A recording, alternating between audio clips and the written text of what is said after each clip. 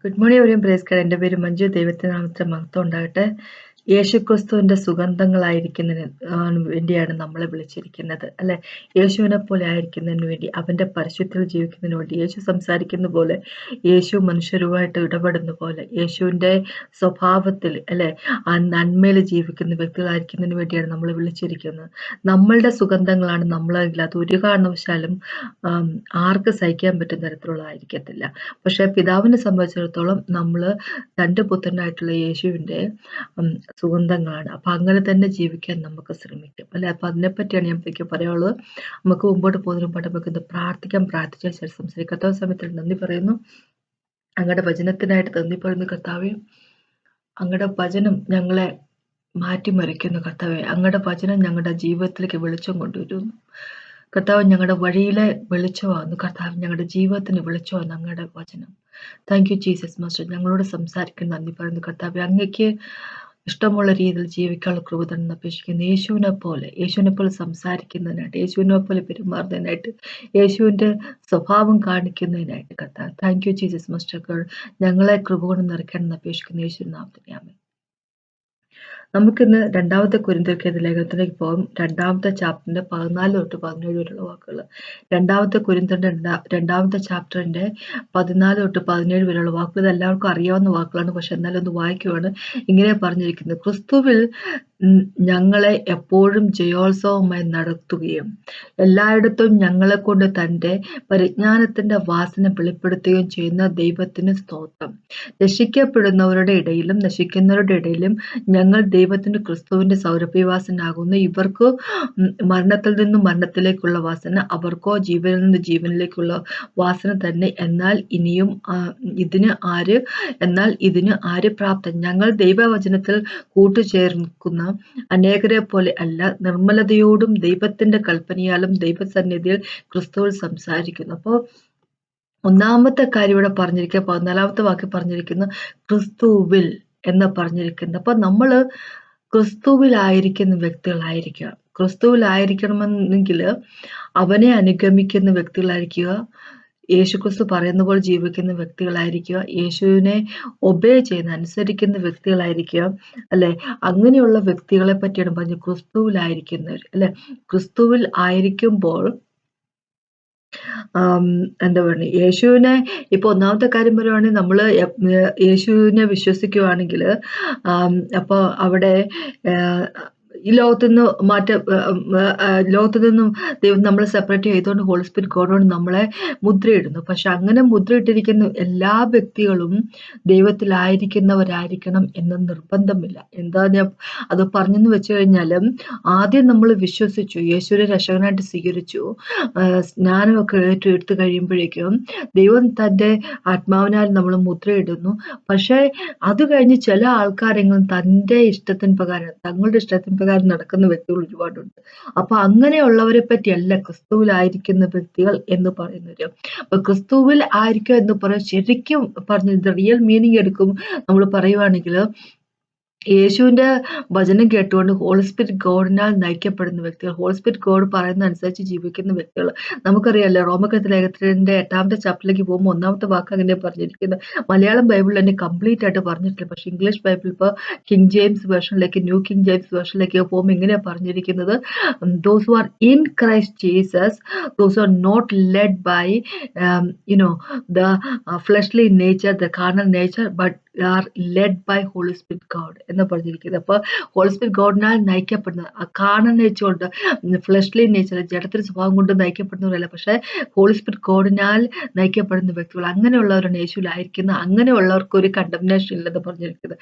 ഇനി ഇവിടെ 15ാമത്തെ വാക്ക് വരെ ക്രിസ്തുവിൽ ഞങ്ങളെ എപ്പോഴും ജയോത്സവമായി നടത്തുന്നു. അപ്പൊ ക്രിസ്തുവിലായിരിക്കുന്നവര് അനുഗ്രഹിക്കപ്പെട്ടവരാണ്. ക്രിസ്തുവിലാണ് നമുക്ക് അനുഗ്രഹം ഉള്ളത്. ക്രിസ്തുവിലാണ് നമുക്ക് ജയോത്സവമായിട്ട് ദൈവം നടത്തുന്നത്. ക്രിസ്തുവിലാണ് നമ്മള് പുതിയ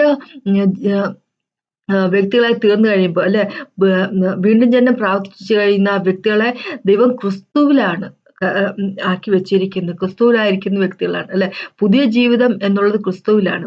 അപ്പൊ അവിടെ ക്രിസ്തുവിൽ എപ്പോഴും ജയോത്സവമായി നടത്തുകയും എല്ലായിടത്തും ഞങ്ങളെ കൊണ്ട് തന്റെ പരിജ്ഞാനത്തിന്റെ വാസന വെളിപ്പെടുത്തുകയും ചെയ്യുന്ന ദൈവത്തിന് സ്തോത്രം. ദൈവത്തിന്റെ പരിജ്ഞാനത്തിന്റെ വാസന വെളിപ്പെടുത്തുന്നു അല്ലെ. അപ്പൊ അതാണ് ദൈവത്തിന്റെ ആഗ്രഹം നമ്മളെ പറ്റും. അതാണ് ദൈവത്തിന്റെ ഹിതം. ആഗ്രഹം എന്ന് പറയരുത്, ഹിതം അല്ലെ.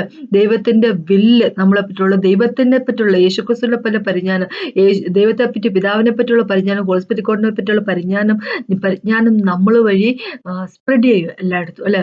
ഇനി 15ാമത്തെ വാക്ക്, രക്ഷിക്കപ്പെടുന്നവരുടെ ഇടയിലും നശിക്കുന്നവരുടെ ഇടയിലും നശിക്കുന്നവരുടെ ഇടയിലും ഞങ്ങൾ ദൈവത്തിന് ക്രിസ്തുവിന്റെ സൗരഭ്യവാസനവും. ദൈവത്തിനെ സംബന്ധിച്ചിടത്തോളം നമ്മള് ക്രിസ്തുവിന്റെ സൗരഭ്യവാസനയാണ്. അത് രക്ഷിക്കപ്പെടുന്നവരുടെ ഇടയിലാണെങ്കിലും നശിച്ചു പോകുന്നവരുടെ ഇടയിലാണെങ്കിലും ലോകത്തിന് മുമ്പിൽ ദൈവത്തെ സംബന്ധിച്ചിടത്തോളം നമ്മള് തന്റെ പുത്രന്റെ സൗരഭ്യവാസനയാണ് അല്ലെ. ഒരു കൂട്ടർക്ക് മരണത്തിൽ നിന്ന് മരണത്തിലേക്കുള്ളത്, മറ്റവർക്കോ ജീവനിൽ നിന്ന് ജീവനിലേക്കുള്ളത്. അപ്പൊ പിതാവിനെ സംബന്ധിച്ചിടത്തോളം നമ്മള് ക്രിസ്തുവിന്റെ സൗരഭ്യവാസനയാണ്. ക്രിസ്തുവിന്റെ സൗരഭ്യവാസനയാണെങ്കിൽ അപ്പൊ അതിനുവേണ്ടി ക്രിസ്തുവിനെ പോലെ ബിഹേവ് ചെയ്യുന്നവരായിരിക്കും, ക്രിസ്തു ഉള്ളിൽ ഉണ്ടായിരിക്കുന്ന വ്യക്തികൾ ആയിരിക്കണം അല്ലെ. അപ്പൊ സൗരഭ്യവാസന എന്ന് പറയുമ്പോൾ ആ സൗരഭ്യവാസന കേട്ടുകൊണ്ട് ആൾക്കാർ ക്രിസ്തുവിലേക്ക് വരണം അല്ലെ.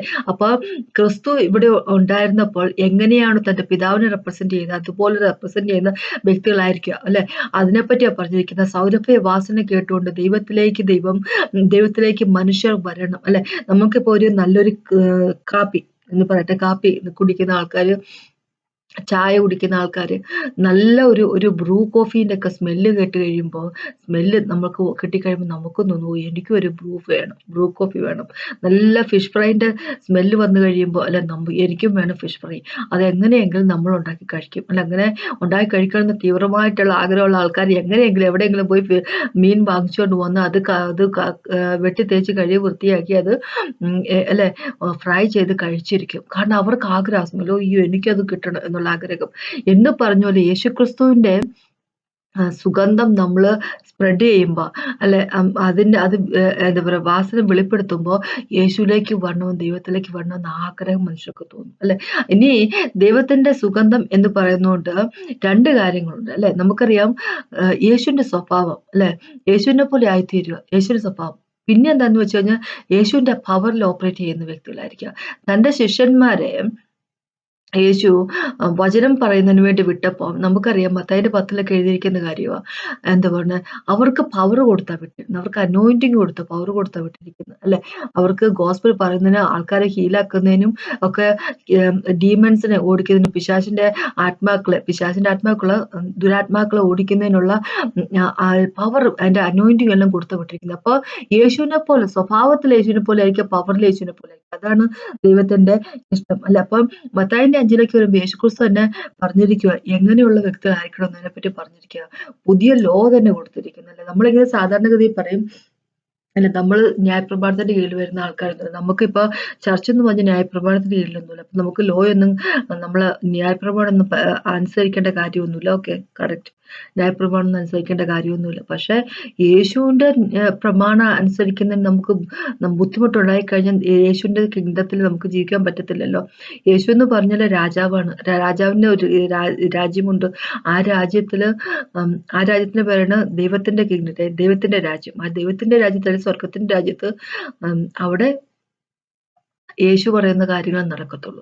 യേശുവിന്റെ പ്രമാണം മാത്രമേ പാലിക്കാൻ പറ്റുള്ളൂ. അപ്പൊ യേശു നമ്മളോട് പറഞ്ഞിരിക്കുന്ന കാര്യം 5ാമത്തെ ചാപ്റ്ററിൽ മത്തായിന്റെ 5 വരുമ്പോൾ ഇങ്ങനെ പറഞ്ഞിരിക്കുന്നത്, നമ്മള് എന്താ പറയാ, സൗമ്യതയുള്ളവർ ഭാഗ്യവാന്മാർ 5ാമത്തെ വാക്ക് പറയാം. പിന്നെ 6ാമത്തെ വാക്ക്, നീതിക്ക് വിശക്കുന്ന ഭാഗ്യവാന്മാർ, കരുണയുള്ളവർ ഭാഗ്യവാന്മാർ, ഹൃദയശുദ്ധിയുള്ളവർ ഭാഗ്യന്മാർ, സമാധാനം ഉണ്ടാക്കുന്ന ഭാഗ്യന്മാർ, നീതി നിമിത്തം ഉപദ്രവിക്കപ്പെടുന്ന ഭാഗ്യന്മാർ. അപ്പൊ സമാധാനം ഉണ്ടാക്കുന്നവരായിരിക്കുന്നവര്, ഹൃദയശുദ്ധിയുള്ള വ്യക്തികൾ, കരുണയുള്ള വ്യക്തികൾ, നീതിക്ക് വിശക്കുന്ന, നീതി ന്യായം ഈ ലോകത്തിൽ നടപ്പാക്കുന്നതിന് വേണ്ടി ആഗ്രഹിക്കുന്നവർ അല്ലെ, സൗമ്യതയുള്ള വ്യക്തികൾ ഭാഗ്യവാന്മാർ അല്ലെ. ഭാഗ്യം എന്ന് പറയുമ്പോൾ മലയാളത്തിൽ ഭാഗ്യം എന്ന് പറഞ്ഞിരിക്കുന്നത് ഇംഗ്ലീഷിൽ ബ്ലെസ്ഡ് എന്നുള്ളൊരു ഒരു വേർഡ് ഉപയോഗിച്ചിരിക്കുന്നു. ബ്ലെസ്ഡ് ആയിട്ടുള്ള ആൾക്കാർ അല്ലെ, അനുഗ്രഹിക്കപ്പെട്ടിരിക്കുന്നു. ഭാഗ്യത്തെ പറ്റി നമ്മൾ അനുഗ്രഹിക്കപ്പെട്ടിരിക്കുന്നു.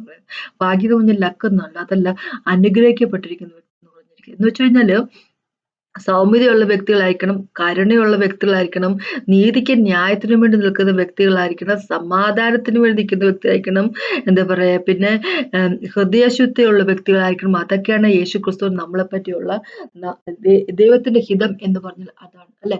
നമ്മൾ സൗമ്യതയുള്ളവരായിരിക്കണം, നമ്മൾ കരുണയുള്ള വ്യക്തികളായിരിക്കണം, നമ്മൾ നമ്മുടെ സ്വഭാവത്തിൽ ഓപ്പറേറ്റ് ചെയ്യാതിരിക്കുന്ന വ്യക്തികളായിരിക്കണം, അല്ലെ? നമ്മുടെ ജഡത്തിന്റെ സ്വഭാവത്തിൽ, നമ്മളുടെ പഴയ സ്വഭാവത്തിൽ ജീവിക്കുന്ന വ്യക്തികളാകരുത്, അല്ലെ? യേശുവിനെ പോലെ കരുണയുള്ളവനും, അല്ലെ, സൗമ്യതയുള്ളവനും, എന്താ പറയാ, ശുദ്ധിയുള്ളവനും, സമാധാനപ്രിയനും, യേശുവിനെ പറ്റി തന്നെ പറയുന്ന പ്രിൻസ് ഓഫ് പീസ് എന്ന് പറഞ്ഞത് സമാധാനത്തിന്റെ രാജകുമാരൻ, അല്ലെ? ഇപ്പൊ സമാധാനം കൊണ്ടുവരുന്ന വ്യക്തികളായിരിക്കണം, വഴക്കടിക്കാത്ത വ്യക്തികളായിരിക്കണം.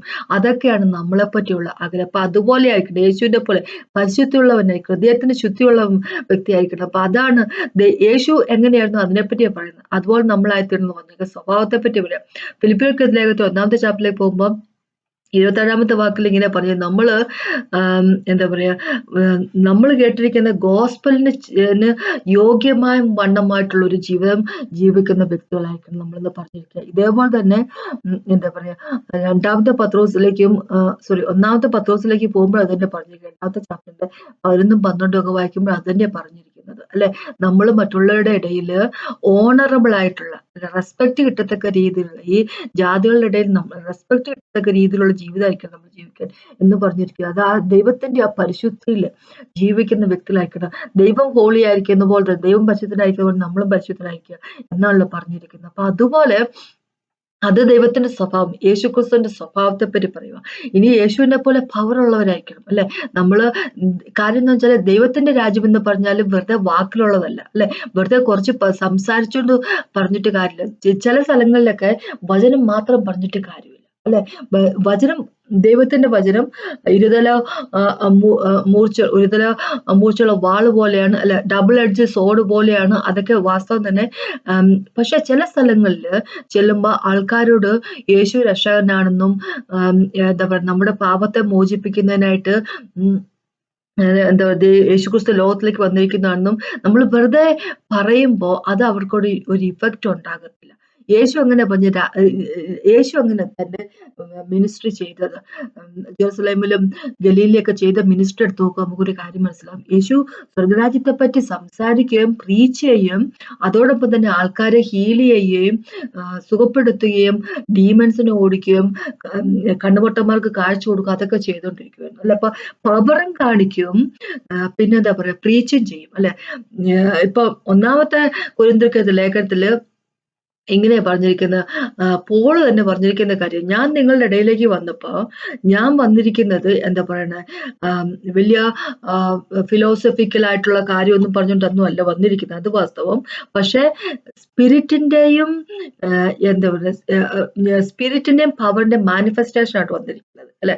എന്താ പറഞ്ഞിരിക്കുന്നത് എന്ന് വെച്ച് കഴിഞ്ഞാല് ഹോളി സ്പിരിറ്റ് ഗോഡിന്റെ പവറിന്റെ മാനിഫെസ്റ്റേഷൻ ആയിട്ട് വന്നിരിക്കുന്നത് എന്ന് വെച്ച് കഴിഞ്ഞാല് അടയാളങ്ങളോടുകൂടെ മിറക്കിൾസിന്റെ കൂടെ ഒക്കെ വന്നിരിക്കുക എന്ന് വെച്ചാൽ അങ്ങനെയൊക്കെ കാര്യങ്ങൾ കാണിക്കുക എന്ന് വെച്ച് കഴിഞ്ഞാൽ ദൈവത്തിന്റെ പവർ കാണിക്കുക. ചില സ്ഥലങ്ങളിൽ ചില ആളുകളുടെ ഇടയ്ക്ക് മുമ്പിൽ ദൈവത്തിന്റെ പവർ കാണിച്ചെങ്കിൽ മാത്രമേ അവർ വിശ്വസിക്കുള്ളൂ. ചില ആൾക്കാരോട് നമ്മൾ ഗോസ്പൽ പറഞ്ഞാൽ മതി, അപ്പൊ അവര് വിശ്വസിക്കുന്നില്ല. ചില ആൾക്കാർക്ക് അതൊന്നും നടക്കത്തില്ല. അവരുടെ കൺമുമ്പിൽ എന്തെങ്കിലും അവരെ പിടിച്ചു കുലുക്കത്തക്ക രീതിയിലുള്ള, അല്ലെങ്കിൽ അവരെ ചിന്തിപ്പിക്കത്തക്ക രീതിയിലുള്ള എന്തെങ്കിലും ഒരു കാര്യം അവർ മുമ്പിൽ കാണിച്ചിരിക്കുക, എങ്കിൽ മാത്രമേ ഉള്ളൂ അവര് യേശുവിലേക്ക് വരത്തുള്ളൂ. അപ്പൊ യേശുവിന്റെ അരോമ എന്ന് പറയുമ്പോൾ യേശുവിന്റെ സ്വഭാവം, ആ സ്വഭാവത്തിൽ കൂടെ നമ്മുടെ ജീവിതത്തിൽ കൂടെ, അല്ലെ, നമ്മൾ യേശുവിന്റെ സ്വഭാവം കാണിക്കുന്നത് നമ്മുടെ ഉള്ളിൽ ഫോം ചെയ്തിരിക്കുന്ന യേശുവിനെ പോലെ നമ്മൾ ജീവിക്കുമ്പോൾ സ്നേഹത്തിൽ ജീവിക്കും. യേശു നമ്മൾ പറഞ്ഞിരിക്കുന്നത് സ്നേഹിക്കുക എന്ന് പറഞ്ഞിരിക്കുന്നത് ദൈവം സ്നേഹമാണ്, അല്ലെ?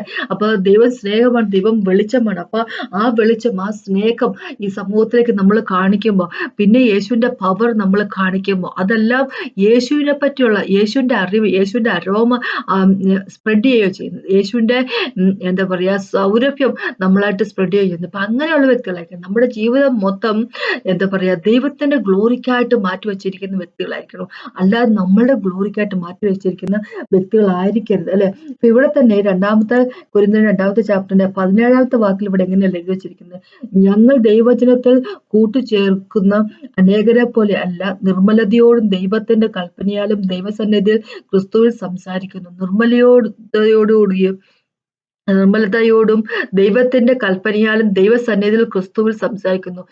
ഇപ്പൊ ഒന്നാമത്തെ ചാപ്റ്ററിലേക്ക് നമുക്ക് 2 കൊരിന്ത്യർ 1:12 ഇങ്ങനെ പറഞ്ഞ 12-14 വരെയൊക്കെയുള്ള വാക്കുകൾ വായിക്കുമ്പോൾ ഇങ്ങനെ 12 വാക്ക് ഇങ്ങനെ പറഞ്ഞിരിക്കുന്നത്. എന്താ പറയാ, ഇതാണ് ഇംഗ്ലീഷ് ബൈബിളിൽ നിന്ന് പറയുവാണ്. ഇതാണ് ഞങ്ങളുടെ ബോസ്റ്റിങ്. എന്താന്ന് വെച്ച് കഴിഞ്ഞാൽ ഞങ്ങളുടെ ടെസ്റ്റ് മണി, ഞങ്ങളുടെ കോൺഷ്യസ്, ഞങ്ങളുടെ മനസാക്ഷിന്റെ ടെസ്റ്റ് മണി എന്താന്ന് വെച്ചാൽ ഞങ്ങൾ മറ്റുള്ളവരുടെ മുമ്പിൽ വളരെ സിമ്പിൾ ആയിട്ട് നിർമ്മലതയോടുകൂടി, പിന്നെ എന്താ പറയണേ, ദൈവത്തിൽ നിന്നുള്ള ദൈവത്തിന്റെ ആ പരിശുദ്ധിയിൽ അല്ലെ, എന്താ പറയാ, സിൻസിയർ ആയിട്ട് ഞങ്ങൾ ബിഹേവ് ചെയ്തിരിക്കുന്നു. മനുഷ്യരുടെ ബുദ്ധിക്ക് അനുസരിച്ചല്ല, പക്ഷെ ദൈവത്തിൽ നിന്നുള്ള കൃപയനുസരിച്ച് ഞങ്ങൾ പെരുമാറിയിരിക്കുന്നു. 12 വാക്യം ഇങ്ങനെ പറഞ്ഞിരിക്കുന്നു. 2 കൊരിന്ത്യരുടെ 1 ചാപ്റ്റർ 12, ഞങ്ങൾ ലോകത്തിൽ വിശേഷാൽ നിങ്ങളോട് ജഡജ്ഞാനത്തിലല്ല ദൈവകൃപയാലത്രേ ദൈവം നൽകുന്ന വിശുദ്ധിയിലും നിർമ്മലതയിലും പെരുമാറിയിരിക്കുന്നു എന്ന് ഞങ്ങളുടെ മനസാക്ഷിയുടെ സാക്ഷ്യം തന്നെ ഞങ്ങളുടെ പ്രശംസ. അപ്പൊ ഞങ്ങളുടെ മനസാക്ഷിയുടെ സാക്ഷി ഇതാണ്: ദൈവം നൽകുന്ന വിശുദ്ധിയിലും നിർമ്മലതയിലും പെരുമാറിയിരിക്കുന്നു. സിംപ്ലിസിറ്റിയിലും ഫെയ്ത്ത്ഫുൾനെസ് അല്ലെ സിൻസിയറിറ്റി, ദൈവത്തിൽ നിന്ന് വരുന്ന സിൻസിയറിറ്റിയിൽ ഞങ്ങൾ പെരുമാറിയിരിക്കുന്നു. ദൈവം തരുന്ന ദൈവത്തിന്റെ കൃപയിൽ ഞങ്ങൾ നിന്നുകൊണ്ട് പെരുമാറിയിരിക്കുന്നത് മനുഷ്യന്റെ ബുദ്ധിക്ക് അനുസരിച്ചല്ല എന്ന് പറഞ്ഞിരിക്കുക. അപ്പോ എന്ന് വെച്ച് കഴിഞ്ഞാല് ഈ ലോകത്തില് പലരും ഉണ്ട്, യേശുവിനെ പറ്റി സംസാരിക്കുന്ന പലരും ഉണ്ട്. പക്ഷെ ചിലരെങ്കിലും ആ നിർമ്മലതയിലോ എന്താ പറയണേ, ആ പ്യൂരിറ്റിയിലോ ദൈവത്തിന്റെ സിൻസിയറിറ്റിയിലോ ഒന്നും നിന്നുകൊണ്ട് വർക്ക് ചെയ്യുന്ന വ്യക്തികളല്ല. ഫിലിപ്പിക്കത്ത് ലോകത്തില് ഫിലിപ്പിക്കത്ത് ലേഖനത്തില് 1 ചാപ്റ്ററിൽ ഇങ്ങനെ തന്നെ പറഞ്ഞിരിക്കുന്ന 1 ചാപ്റ്റർ ഇങ്ങനെ പറഞ്ഞിട്ടുണ്ട്: ചിലര് വചനം സംസാരിക്കുന്ന അവരുടെ സെൽഫിഷ് ആയിട്ടുള്ള മോട്ടീവ്സിന് വേണ്ടിയാണ്, സെൽഫിഷ് ആയിട്ടുള്ള കാര്യത്തിന് വേണ്ടിയാണ്. അവര് പണം ഉണ്ടാക്കുന്നതിനുണ്ട്, ഫെയിം ഉണ്ടാക്കുന്നതിനുണ്ട്, അങ്ങനെ പല കാര്യത്തിനു വേണ്ടി, അവർക്ക് സ്ഥാനമാനങ്ങൾക്ക് വേണ്ടിയൊക്കെ ചെയ്യുന്നത്. പക്ഷെ ചിലരെങ്ങനെയല്ല, അവര് ഹൃദയത്തിന്റെ നന്മ കൊണ്ട് അവർ ചെയ്തിരിക്കുന്നത് അല്ലെ. അവര് നേരെ ചൊവ്വയുള്ള കാര്യങ്ങൾക്ക് വേണ്ടി ദൈവത്തോടുള്ള പ്രകാരം തന്നെ ഗോസ്പല് പറഞ്ഞിരിക്കുന്നത്. അപ്പൊ എന്ന് വെച്ച് കഴിഞ്ഞാല് ദൈവത്തിന്റെ സുഗന്ധങ്ങളാകാൻ വളരെയധികം ആൾക്കാരില്ലെന്ന് ചുരുക്കം ഈ ലോകത്തിൽ അല്ലെ.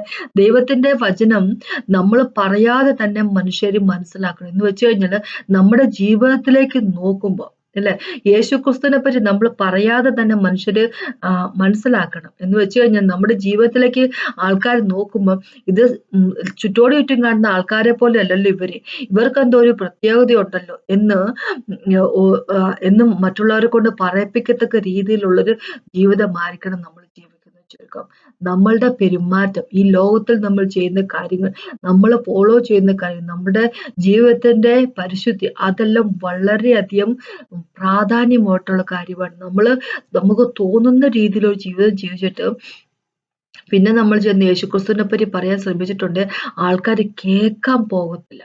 ഒന്നാമത്തെ കാര്യം നമ്മൾ മനസ്സിലാക്കുക, നമ്മൾ വൃത്തിയായിട്ട് ജീവിച്ചുകൊണ്ട് നമ്മൾ മറ്റുള്ളവരെ കൊണ്ട് പറയിപ്പിക്കാതെ ദൈവത്തിന്റെ ആ പരിശുദ്ധിയിലും പ്യൂരിറ്റിയിലും സ്നേഹത്തിലും നമ്മൾ ജീവിക്കുകയാണെങ്കിൽ നമ്മുടെ ജീവിതം വഴി തന്നെ ആൾക്കാർക്ക് എന്തൊക്കെയോ ഡിഫറൻസ് ഉണ്ടല്ലോ നമ്മുടെ ജീവിതത്തിന്റെ കാര്യം മനസ്സിലാക്കുകയും യേശുവിലേക്ക് വരാനുള്ളൊരു മാർഗമാവുകയും ചെയ്യും. അത് തന്നെയാണ് പിതാവ് നമ്മളെപ്പറ്റി വിചാരിക്കുന്നത്. അത് തന്നെയാണ് ദൈവത്തിന് നമ്മളെപ്പറ്റിയുള്ള എന്താ പറയുക ഹിതം എന്ന് പറയുന്നത്. അപ്പൊ അങ്ങനെ തന്നെയാട്ടെ നമ്മൾ അല്ലെ.